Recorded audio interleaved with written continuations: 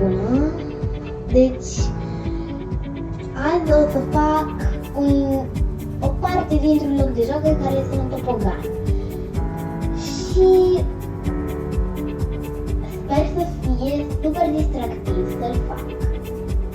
Să fie bine, cred.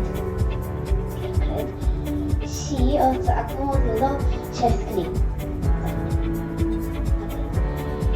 Și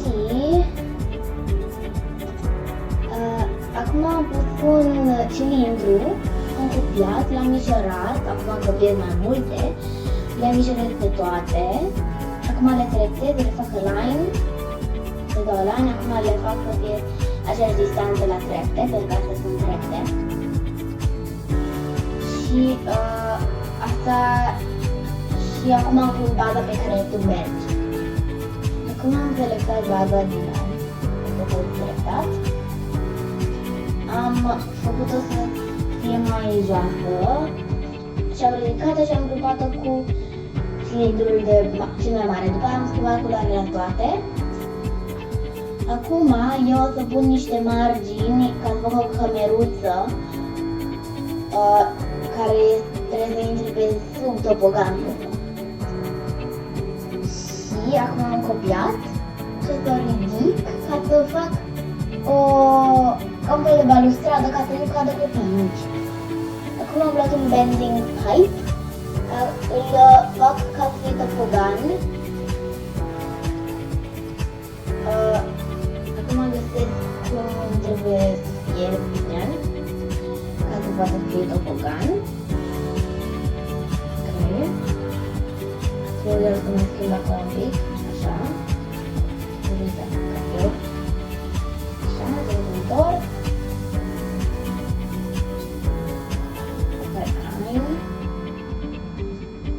Întorc ca să intre ca o mufă,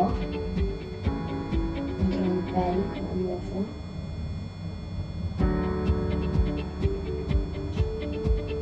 Și acum o fac să ajungă până jos, dacă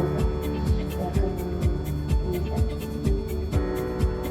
Cred că trebuie doar să o măresc și să facă o ramă mică, mai mare, da?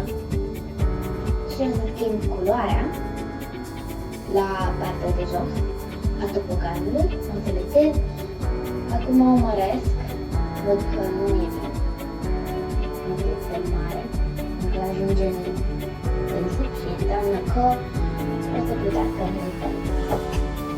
Și acum o să pun niște margini ca să nu se răscăbălească topoganul, pentru că nu e chiar lipit, nu pot să fie chiar lipit. Și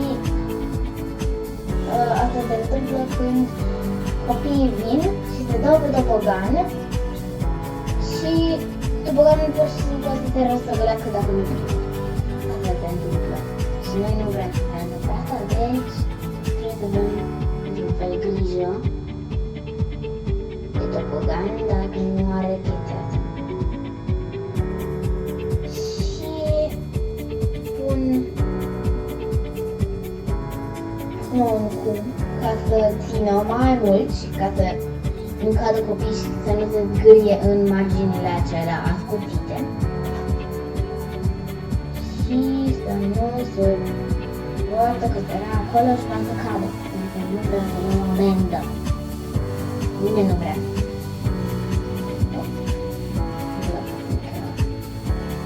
Greșeala, acum o pun și pe partea de sus ca să nu cadă copiii. Trebuie să fac buc. Am mai fost ca alb, pentru că am luat un și sus acolo, ca să nu fie nicio gaură. Dar mi-a plăcut să ai o gaură acolo, și acolo.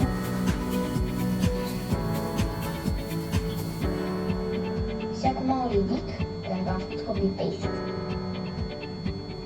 Acum o copez o mai mică, încerc să, pentru că acolo se poate cumpăra copii, deci trebuie să fie așa. Ok.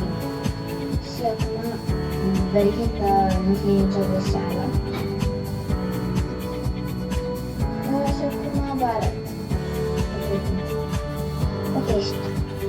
Ok. Sper că v-a plăcut. Am lucrat mult, mi-a plăcut. super mult când l-am făcut. Și sper că v-a plăcut și vouă. Și sper să încercați și voi să faceți.